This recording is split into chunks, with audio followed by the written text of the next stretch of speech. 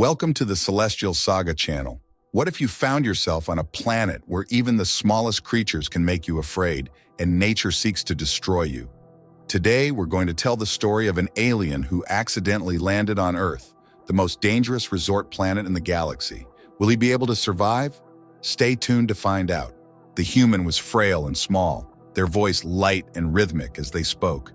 "This is my home planet." My green alien body was ready to burst with pain. "Oh yeah," I smiled and placed my hands on my hips, looking at the raging chaos around us. "This is Earth, Terra Nova's Earth. She's a beauty."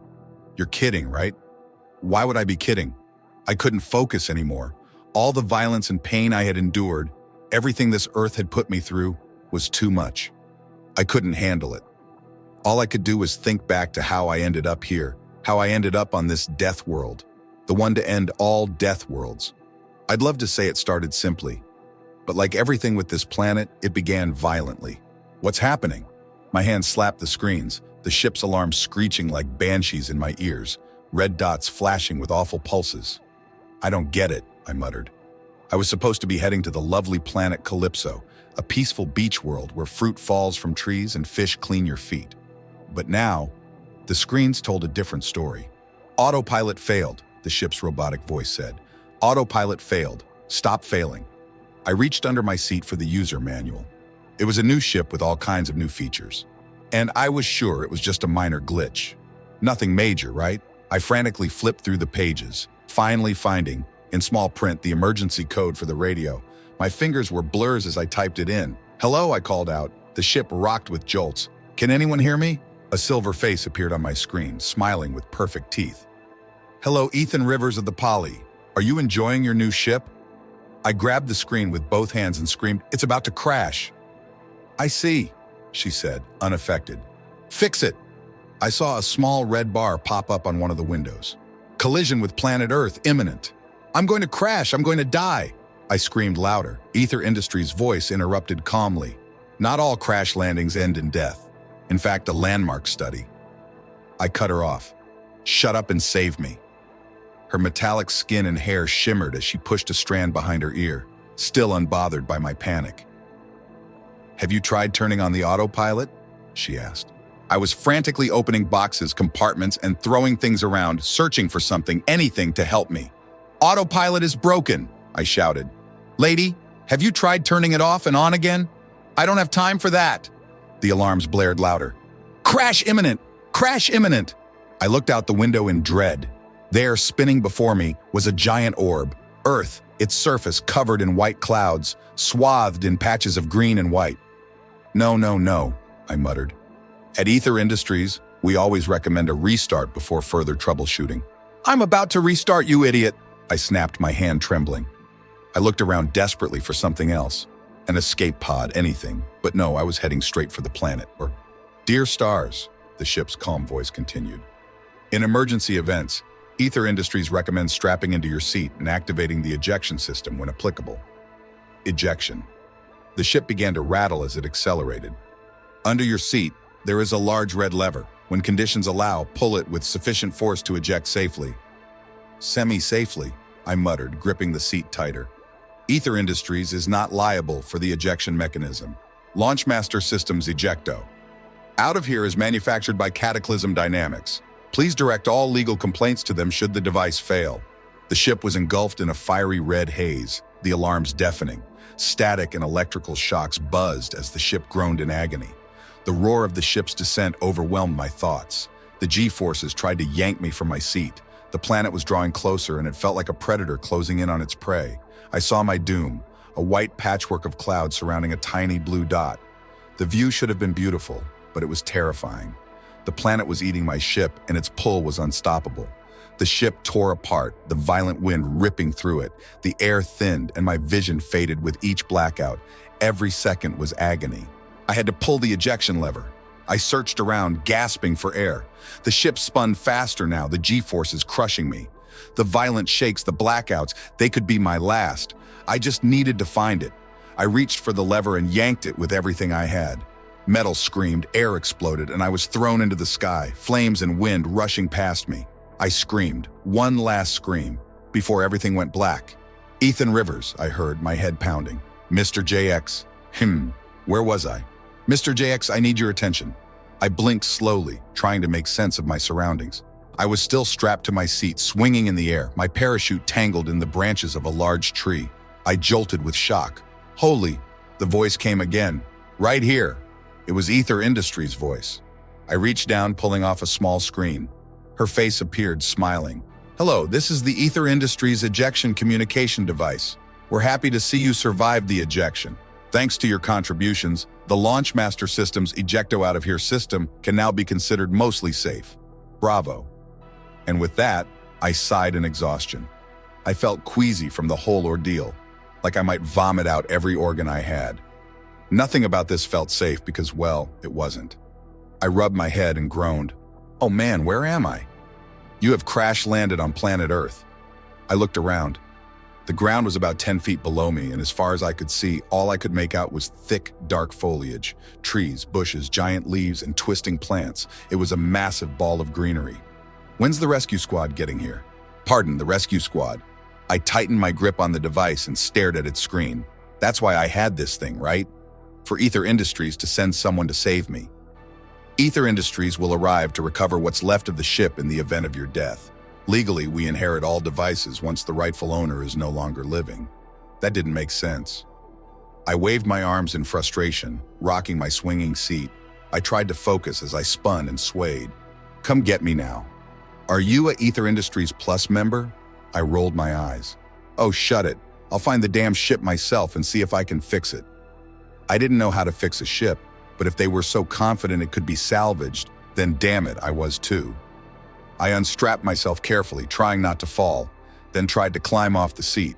I promptly slipped and crashed into the dirt. I stood up, dusted myself off, and took in my surroundings. The air was thick and humid, and the only sound I could hear was a loud symphony of buzzing insects.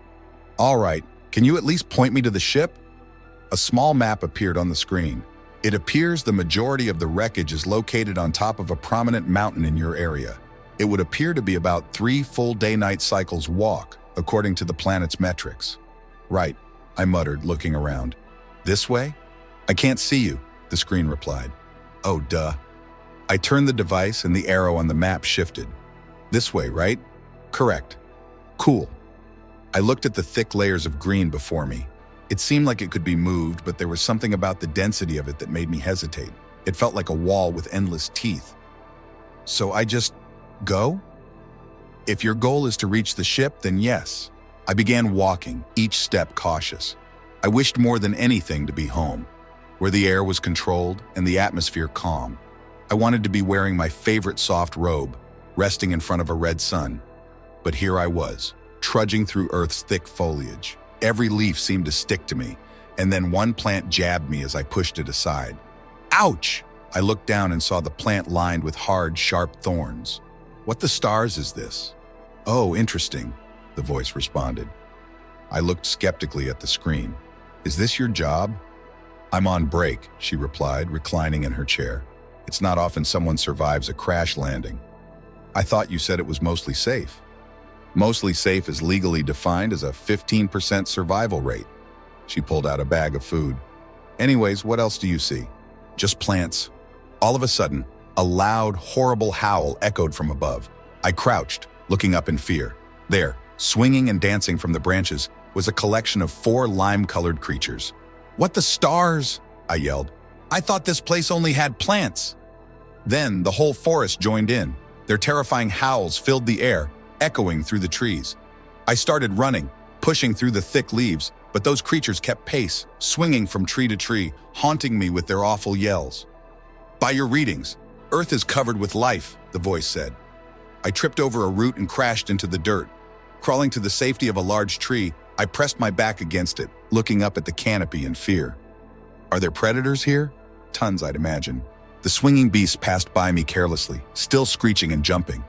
I sat under the tree, breathing heavily, still reeling from the crash and fresh fall. Panic set in as I realized how many new creatures surrounded me. Suddenly, I felt a tingling on my shoulder. At first, I thought it was a muscle twitch, but when I reached up to rub it, I felt something small move. Looking over, I saw what looked like a black dot. No, several tiny black dots, crawling all over me, quickly covering my body. I let out a yelp of pain as a sharp stab shot through my shoulder. "What is happening?" the voice asked, excited. "These tiny black creatures," I gasped. "I can't get them off. They're everywhere, biting me. They're stuck on me." I slapped at them, panicking, but they only bit harder, their tiny teeth sinking into my skin. Finally, I swiped most of them off, but my green skin was now swollen and tender, itching and aching at the same time. "I've never seen such small creatures cause this much pain," I muttered. "Me neither." I looked around in horror. The creatures were everywhere. Every tree, every inch of dirt, every leaf had them crawling on it. I backed away, stumbling in fear. They're everywhere, and there are so many kinds. Some have horns, others are winged. One flew by my head, darting off toward another tree. Do they all bite? I don't want to find out. Do it. Let them bite you. I'm curious. Her voice sounded much more lively now that I was doing something interesting. "Not a chance," I said, shuddering from the pain, twitching as I looked back at the map. I had to keep going, but now I moved much slower. The little creatures were on every patch of green, so I carefully dodged the thorns and watched my footing, trying not to be swarmed again. I tried to avoid the gnarly, grabbing roots as I made my way through the woods.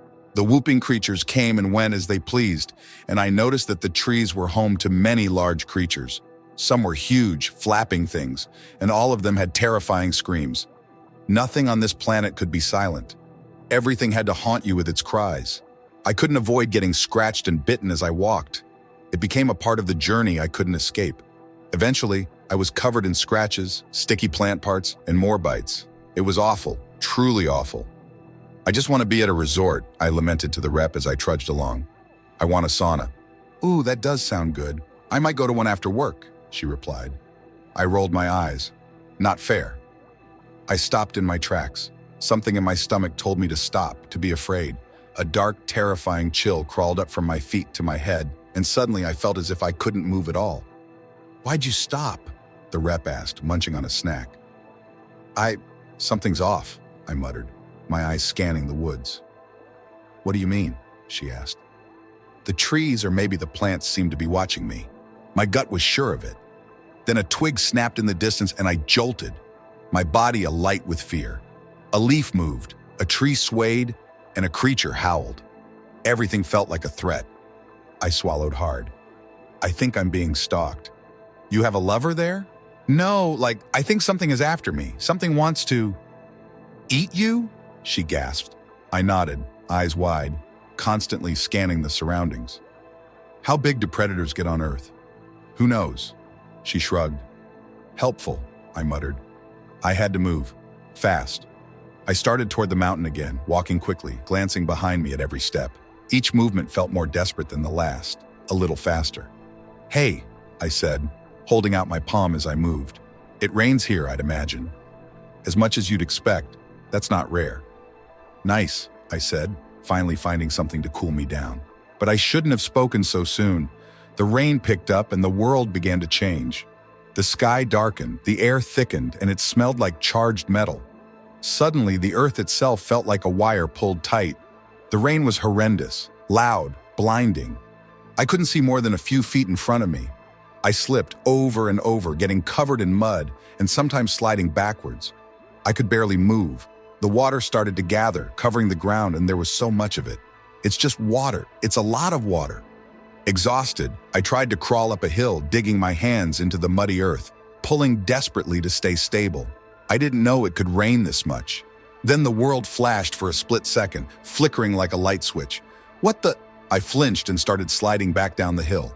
Stars! Did you hear that? I looked up at the sky, terrified, dizzy with panic. My ears rang from the sheer intensity of the sound. It sounded like a bomb, but then I saw it in the distant clouds. A white arc of electricity, crashing far off into some deep land. "It's electricity!" I screamed. "The sky is shooting electricity into the ground." I put my hands over my head, trying to hide, but the rain whipped me and the wind dragged me. Each crack of electricity sent a chill down my spine. I tried to move, but my feet sank, the ground swallowing my legs as I fought to keep going. My body locked up, every atom in me screaming in fear. That last burst of electricity had lit up the world, and in that small moment, like the blink of a nightmare, I saw a shadow on the wall. A four-legged creature, large, hunched over, with a pointed head made for stalking. That was it. That was the creature after me. The storm had caught us both off guard, and I had seen its outline. My voice trembled weakly against the roar of the rain and wind. "I'm being hunted." "What do you see?" the rep asked. I sprinted, my feet sinking into the heavy, waterlogged dirt. My hands tried to shield my face, but the rain still tore at me. It seemed to dig into my skin, but I couldn't focus on that. I had to keep moving. I saw it again. This time not a shadow, but an outline. A beast, right behind me, coming for me, waiting for its moment. I screamed, swinging my arms to try and scare it off. "Get away! Get away, damn it!" The rep stopped talking. I think she heard the raw fear in my voice. I was reduced to a crawl. The water was rising around me, and the ground had become too much to handle. It started to surround my hips, but I didn't have time to think about that. Every flicker of a leaf or twitch from a tree made me jump. I thought everything was the creature after me. Every phantom could be my last. I turned to crawl backward, watching the darkness. "I know you're there," I whispered. A terrible, gripping growl emerged from the shadows, shaking the water and resonating deep in my bones. My eyes stung with terror, and I sucked in a breath, nearly blacking out from the fear. The light flashed again, and there it was, not 10 feet away. Its face twisted in rage, filled with sharp teeth, snarling. Its skin was orange, patterned with black stripes. It was an immense creature, built entirely of pulsing muscle, a predator with sheer instinct. It was coming for me. I could barely breathe, my chest tight, my eyes void of emotion as I sat before death, surrounded by its overwhelming presence. Dread crept up from my veins, filling my muscles with a cold, collapsing anxiety. I locked up, becoming a stiff plank as if waiting to be prey. I closed my eyes, ready to face the end. But then pow, pow, pow, 3 ringing blasts sounded beside me. The backs of my eyelids lit up with white light. I opened my eyes, expecting the noise to be the knock of afterlife's door. But no, I was still at death's doorstep. The beast was gone, but I remained, sitting in the running water, the rain still suffocating the air around me. A voice rang out, and the translator in my skull buzzed to life as it processed the language. "That guy just doesn't know when to give up." I looked to my side, squinting through the flickering light of distant electric explosions that outlined the mysterious figure. "Don't worry, I won't hurt you." They were skinny and meek, holding a smoking metal stick. "You can get up now." I scrambled to my feet, panic still surging through me. "What are you? What is that? You can speak English?" They had tan skin, wearing a little hat on top of a simple head. They adjusted pieces of glass on their face. "So, you've been here before? Is that thing dead?" I didn't have the time or patience to explain the complexities of language tech, biology, or studies. "That creature? I think I hit it once, so it shouldn't be coming back for a while. But that definitely won't stop it from fighting." The stranger took off their hat and wiped mud from their forehead, glaring at me. "Wow, you're actually... wow!" Everything about this being was wrong, out of place. They were too small, their voice too light and meek for this planet. This was a world of predators, not whatever this thing was. "You crash-landed like me?" I asked. I looked down at my mud-covered, scratched map device. "I think this planet likes to do that." "Well, at least you have a weapon." I shivered from the cold. I was heading to Calypso. Didn't think I'd need any weapon. The stranger blinked stiffly. "This is my home planet." "What?" "Oh yeah," they smiled, placing their hands on their hips as they looked at the raging chaos around us.